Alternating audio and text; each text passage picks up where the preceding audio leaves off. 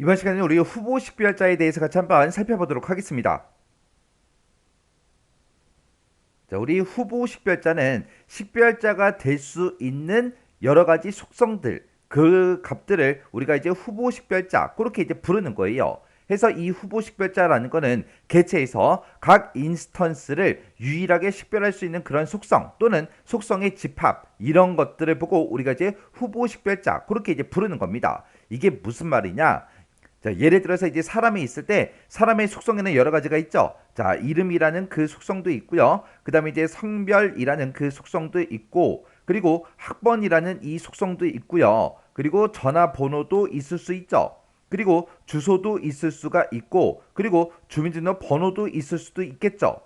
그리고 이제 학생이다 그랬을 때 이제 뭐 성적이라는 그 속성도 있고, 여러 가지 이제 속성들이 존재할 거예요. 그 중에서 우리가 이런 여러 가지 속성이 있을 때 유일하게 우리가 뭔가 데이터를 이제 식별할 수 있는 게 이름은 안 되죠. 동명이인이 있으니까 성별도 당연히 안 되고요. 학번은 되겠죠. 그리고 전화번호도 이제 유일하게 식별할 수 있어요.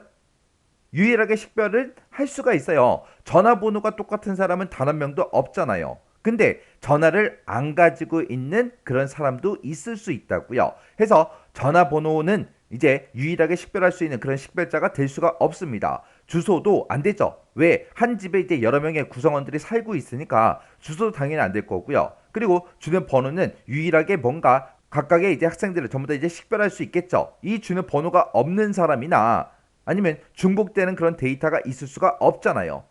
그리고 성적을 가지고도 우리가 이제 식별을 못 하겠죠. 그래서 이 중에서는 후보 식별자가 될 수 있는 거, 그게 이제 학번과 주민번호 이렇게 이제 두 가지밖에 없다고요. 이 두 가지를 보고 우리는 후보 식별자 그렇게 이제 부르는 거고, 만약에 이런 데이터를 우리가 학교에서 사용한다면 그때 이제 주 식별자가 이제 학번이 될 거고요. 보조 식별자가 이제 우리 주민번호가 될 거예요. 그래서 이 두 가지 속성을 보고 우리는 이제 후보 식별자 그렇게 이제 부르는 겁니다. 그래서 하나의 개체에는 한 개 이상의 후보 식별자가 있고, 이 중에서 개체 이제 대표성을 나타내는 그 식별자를 우리가 주 식별자로 그렇게 이제 선정해서 사용을 하는 거고요. 그리고 나머지는 이제 보조 식별자로 우리가 지정해서 사용을 합니다. 그때 이제 후보 식별자가 될 수 있는 그 조건이요. 각 인스턴스를 유일하게 이제 식별할 수 있어야 된다.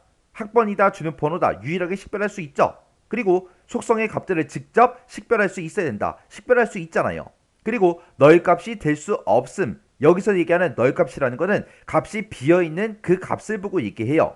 해서 학번이 없는 학생이 있다 없다? 없다. 주민번호도 없는 사람이 있다 없다? 없다. 해서 이 두 가지는 비어있는 값이 있을 수가 없다고요. 근데 아까 전화번호 가지고도 우리가 식별을 할 수 있는데 이 전화번호는 없는 사람도 있다고 했잖아요. 그렇게 이제 널 값이 들어갈 수 있기 때문에, 값이 없는 게 있을 수 있기 때문에 이 전화번호를 가지고는 우리가 이제 식별할 수 없다고 그렇게 이제 얘기했습니다. 그래서 이 전화번호는 후보 식별자가 될 수가 없다고요. 이 널 값 때문에 될 수가 없다고요. 그리고 속성 집합은 후보 식별자로 지정한 경우에 개념적으로 유일해야 되더라. 그리고 후보 식별자의 데이터는 자주 변경되지 않아야 되더라. 학번이 됐든 주민번호가 됐든 이런 것들은 한번 딱 정해지면 바뀐다 안 바뀐다? 안 바뀌더라. 안 바뀌더라. 이런 게 이제 우리 후보 식별자요. 그래서 지금 예시를 봤을 때 우리 주문서라는 이 개체가 있어요. 이 주문서에서는 주문 번호도 유일하게 식별할 수 있는 그런 값이고요. 제품명이 똑같은 것도 없겠죠. 그래서 이걸 가지고도 우리가 유일하게 뭔가 식별할 수 있습니다. 수량을 가지고는 우리가 뭔가를 식별할 수가 없겠죠. 그때 뭔가 이제 주문을 했을 때 주문 번호라는 게 이제 생성이 될 텐데, 그때 이 주문 번호는 비어 있는 값이 없는 값이 있다 없다? 없다. 제품명이 없는 그런 제품도 없겠죠. 해서 얘네들이 전부 다 이제 후보 식별자가 되는 거고, 그 중에서 이 주문서라는 이 개체에서는 주문 번호가 더 적합해요. 적합하기 때문에 이 주문 번호를 우리가 주 식별자로 쓰는 거고, 그리고 제품명은 이제 보조 식별자로 그렇게 이제 사용을 할 겁니다. 그 다음에 이제 고객이라는 이 개체에서는 고객 번호다, 주문 번호다, 주문 번호다 해서 이렇게 이제 세 개의 이제 속성들이 있는데, 이 고객 번호도 이 주민등록 번호도 유일하게 데이터를 이제 식별할 수 있겠죠. 그 중에서 얘는 이제 고객이라는 개체이기 때문에 고객 번호라는 거를 이제 우리가 주 식별자로 이제 사용하는 거고, 주는 번호를 이제 보조 식별자로 그렇게 이제 사용을 할 겁니다. 이렇게 이제 특정 개체를 이제 만들 때 여러 가지 속성이 있잖아요. 그 중에서 값을 이제 유일하게 식별할 수 있는 게 어떤 건지 그런 것들을 이제 선별을 합니다. 선별을 해서 그걸 이제 후보 식별자로 먼저 만든 다음에 그 후보 식별자에서 이제 주 식별자다, 보조 식별자다 해서 그렇게 이제 두 가지로 다시 나눠지는 거죠. 이렇게 해서 이제 우리가 후보 식별자에 대해서 살펴봤는데, 후보 식별자가 뭔지 그 개념 정확하게 기억하셔야 되고요. 그리고 후보 식별자가 되기 위한 조건에는 여러 가지가 있죠. 이 조건에 어떤 것들인지 정확하게 알고 지나가세요.